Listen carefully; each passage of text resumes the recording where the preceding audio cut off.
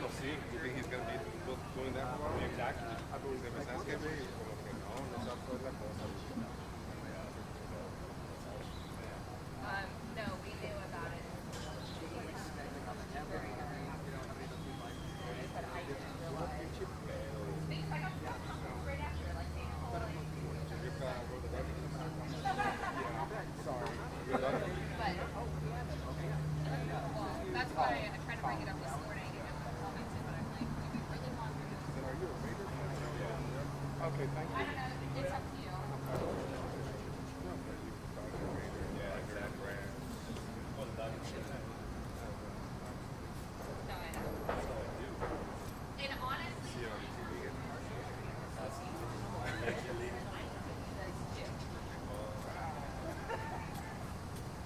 yeah, yeah, okay. I have season tickets just to go to Dodger. Yeah. And there's an Eagles concert tonight. At Corporate I Center. can put, no, that's fine. I can logistically. The parking lot's only packed now because the sports book. I was at D-Backs Tuesday. And you know what? The last 5 are now Caesar Sports Books. Yeah, you know that 7th Avenue Grill or whatever they call it? They have a little door right there where you can go and go to take a window of bed. I'm not doing that. They're turning that whole thing into a sports book. Pandemic, and it's like more people. I mean, this downtown's going to start becoming like an actual downtown because people will be here even when it's. Well, I just wanted to just text me. Plus, now I work for the Tribune. Exactly. Maybe there's beer. Yeah, they only have one window there because they're gutting it. I don't know. But okay, just send me any questions. Okay. The dog park on top? Yeah.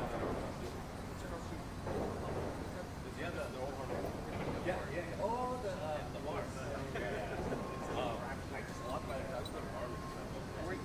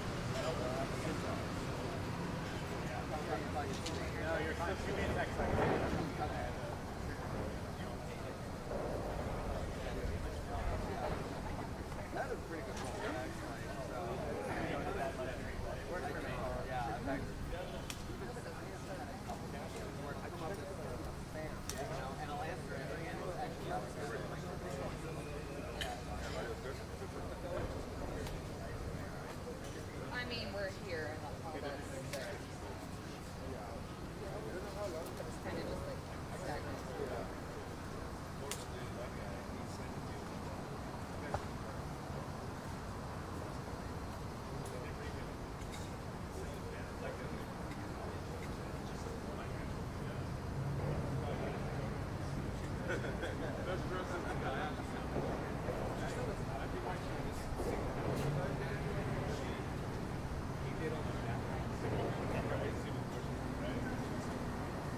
Yeah. Yeah, exactly.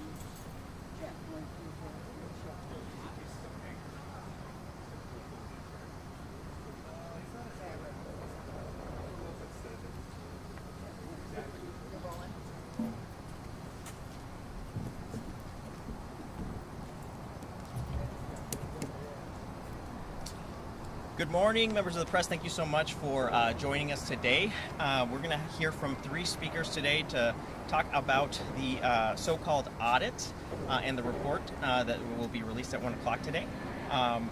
We will start with Democratic Senate Minority Leader Rebecca Rios.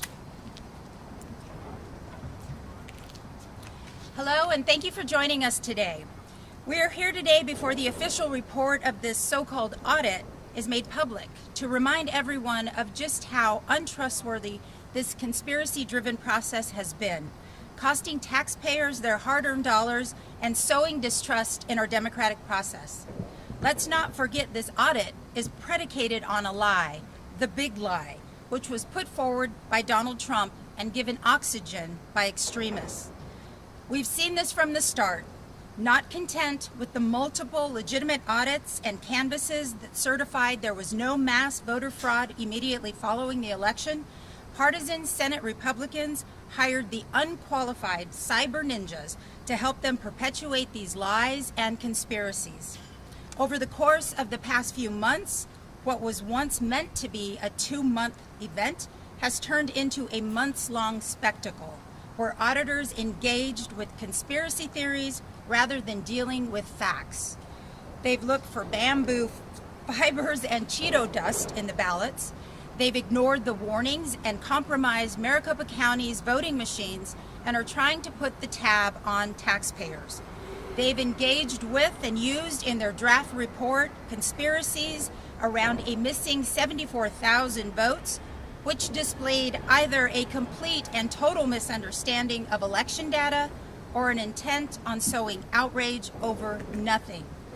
Given that we've since learned this, quote, audit has largely been funded by right-wing conspiracy theorists, I wouldn't be surprised if it was the latter. They've completely cut us out of any involvement in the, quote, audit.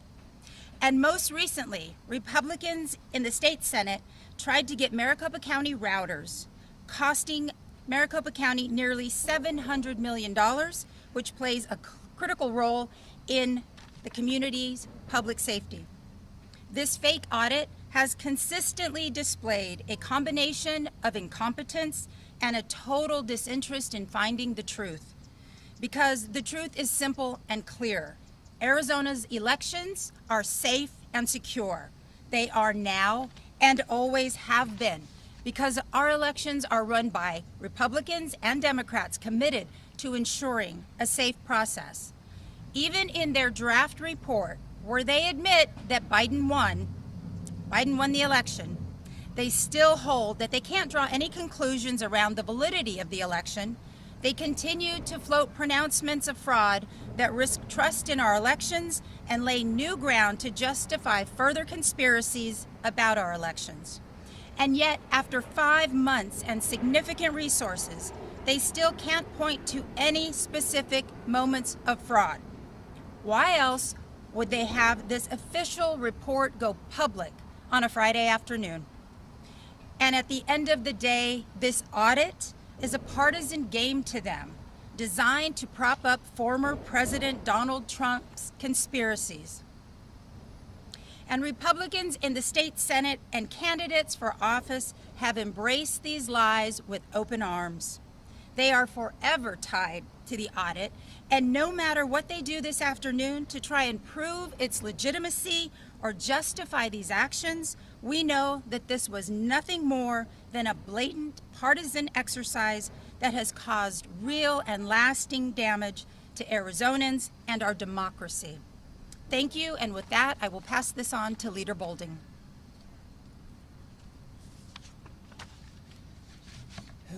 Thank you, Leader Rios.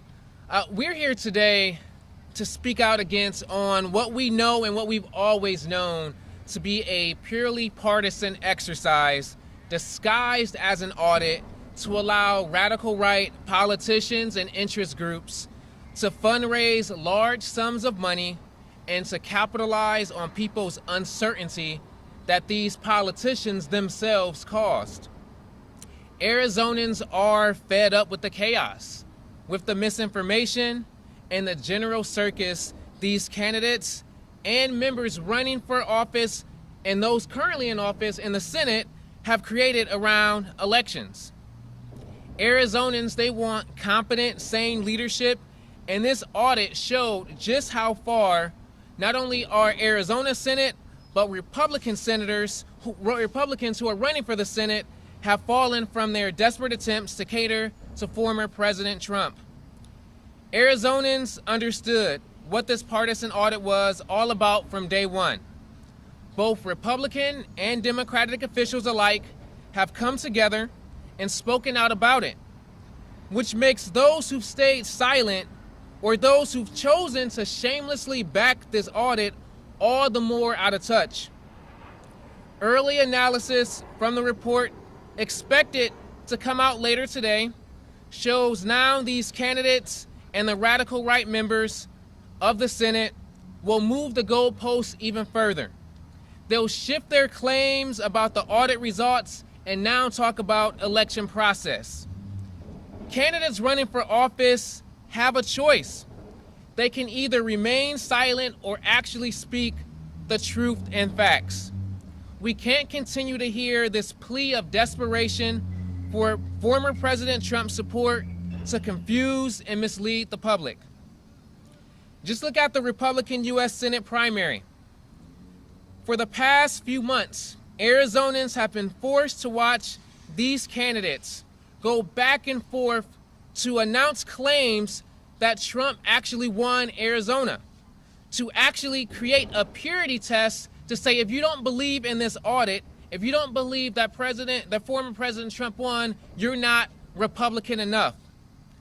These candidates all have a choice today and every day after, to stick up for what's right or to continue to cave to what's politically expedient. They have to make that choice.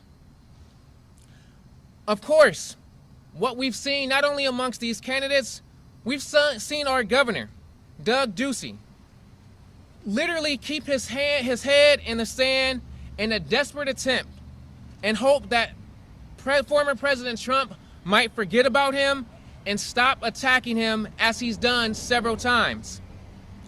But Republicans in the governor's race, they also must stand up and say that the audit results and everything surrounding the audits is a big lie.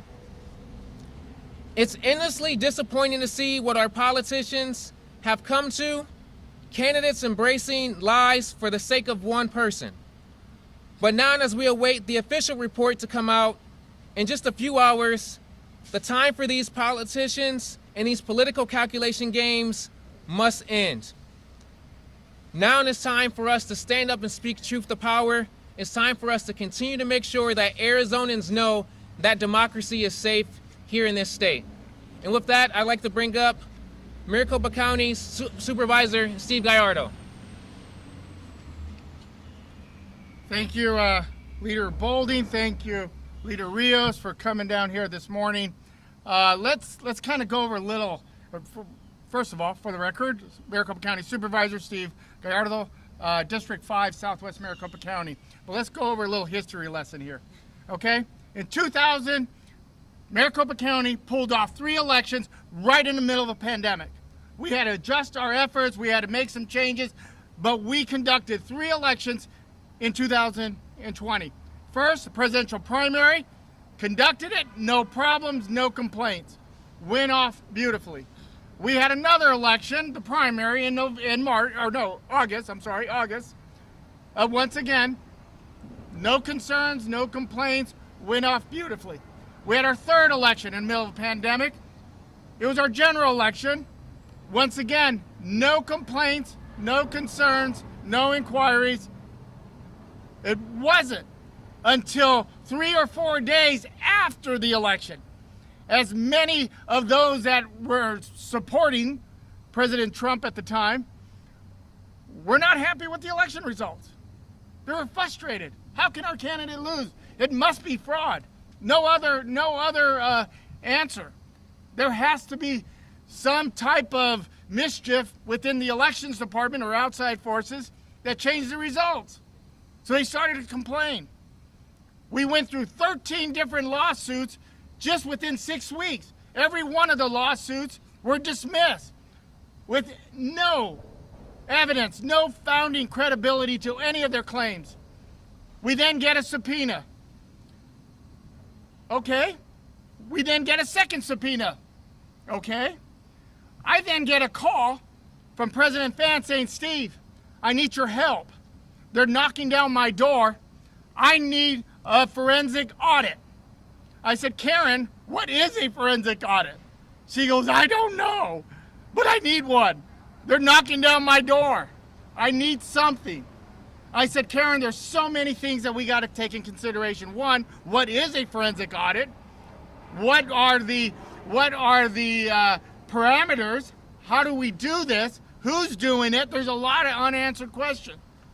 All 5 supervisors received a call from Karen Fan. All 5 supervisors said, we're open to some type of review. Maricopa County then hires 2 consultants in which they wanted to hire. The State Senate wanted to hire. We hired those 2 consultants. They went through, once again, found out our elections were safe, secure, accurate. They put out 2 finding reports that reinforces what we did in November. Our elections were safe, secure, and accurate. That wasn't enough. Oh, no. We want our own review. We want to be able to disregard state law. We want to be able to have our own review. The majority of this board decided, okay, we're gonna go ahead and we are going to comply, and we're gonna go help do this review. They went ahead, that what was supposed to be a 30-day review turned out to be over 100 days of just nonsense, circus, of consultants that had no idea what they were doing, consultants that never have conducted such a review. They have never handled a review of a county this size. And it shows every day the goalpost is moving, every day. Problems, every day, unfounded claims, conspiracies, over and over again. Now, today, we get to see the product of that review at the Coliseum. Folks, the one thing we're going to get out of this review is this. Our elections were safe, secure, and accurate, and Donald Trump lost Arizona, period. There is nothing else we can do, nothing else that any of the consultants or elections experts can do to change the minds of those folks that refuse to accept the fact that their candidate lost. This is ridiculous. It has cost the taxpayers millions of dollars. We have no idea the cost. It has undermined our democracy. It has challenged the credibility of our own hardworking elections team. Over what? One big lie? The fact that one candidate and his supporters cannot accept the fact that they lost? I'm not too sure what's going to be in this report, but I can tell you it's probably BS. We're willing and we are ready to challenge this report. If there's any type of statement that is false, inaccurate, as our chairman continues to say, be prepared to defend it in court. Folks, we're not dealing with rational people here. They don't care. They don't care about our democracy. They do not care about the credibility of our elections. They're here to try to prove over and over again that their candidate did not lose Arizona. Again, nothing else we can do to change that thought.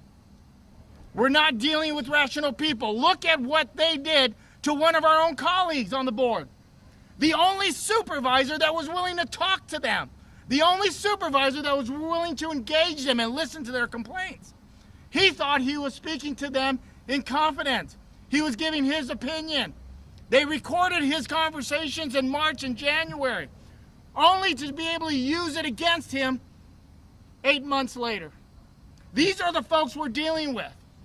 These are not rational people. These are not honest people. These are the folks that have taken control of the state Senate. They have pushed Karen Fan around. She has no leadership, no control of this process. She has no leadership from day one. She couldn't make a decision if she wanted to because there's outside forces that are making these decisions. This is what we're dealing with. But at the end of the day, folks, the one thing that's going to be loud and clear, our elections were safe, secure, and accurate, and Donald Trump lost Arizona. I'll turn it back over to our Senate leader for questions. Oh, I'm sorry. Yep. Thank you so much. And we have time for a few questions. If anybody has them. How is it going to affect the 2022 2022 races? races. You want to do it? Then I'll do it. I mean, the reality is what we know is that they're setting this claim right now that somehow the election processes are not fair, they're not accurate, they're not safe. But what we know is that to all be true. What we saw this taking place in the beginning of last cycle. President Trump knew that he would lose Arizona. I believe he knew that he would lose the presidency. So he began this notion that somehow he wouldn't get a fair opportunity to actually run a race. But he did, and he lost. And I think the same thing is going to happen in 2022. You're going to have candidates, they're going to stand up and they're going to say, we can't trust election results, we can't trust what's happening, because they know that their message is not a message that Democrats, Republicans, and independents care about. We need to change the actual people who are running for office and let them know that they are so far to the radical right that is not consistent with what Arizona is asking for. I'd like to just add to the question. I think where everybody needs to keep their eye on the ball is this. This report is slated to go to the government committee later this fall. I fully expect that government committee, which is fully controlled by Republicans, will use the report to justify additional voter suppression measures and introduce them next session. Arizona led the nation in the number of bills that were introduced to suppress the vote of people. Minorities, old people, disabled people, folks on the reservation. The concern is that they will use this report to justify additional ways to suppress the vote, because at the end of the day they lost, and they know that without suppressing the vote of Arizonans, and particularly Arizonans that don't support their values and their ideas and or lack of, that they're going to continue to lose elections. Do you predict reemergence of the bullet bill? I'm sorry. Of the bullet bill, to just let the legislature decide, certify the election by the vote, and let the legislature vote? Do I anticipate a reemergence? I would anticipate a reemergence of that and every other ill-conceived idea that they tried to get through during the last session. And if it's a follow-up here, I guess it's Sure. fine with anybody really. Given what happened, and this scenario played out in my mind, what if they did find that he won? Are you amazed by their conclusions that not only did Biden win the county, he got more votes? Are you surprised by that? You know what? I guess I'm not really surprised. I'm embarrassed for them. At the end of the day, this was a complete partisan farce. Not only did they just confirm to us that Joe Biden won and Trump lost, they confirmed to us that Biden won by an even larger margin. I mean, this is an embarrassment for them. But at the end of the day, they have proven what has been said time and time again.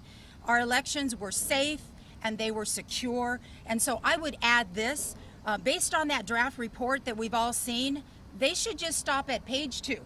Where they put the numbers out there, they confirm Biden won, and they confirm that Donald Trump lost by an even larger margin. I would question what the other 88 pages are even there for. I would surmise they're there to continue to sow doubt and distrust. But again, folks, keep your eye on the ball. What are the final numbers? Nothing has changed. These are the same election results that we have been touting for months on end. So again, a very expensive partisan effort that really, I think, undermines democracy. Do you think that the audit results will end the decertified movement here in Arizona? No.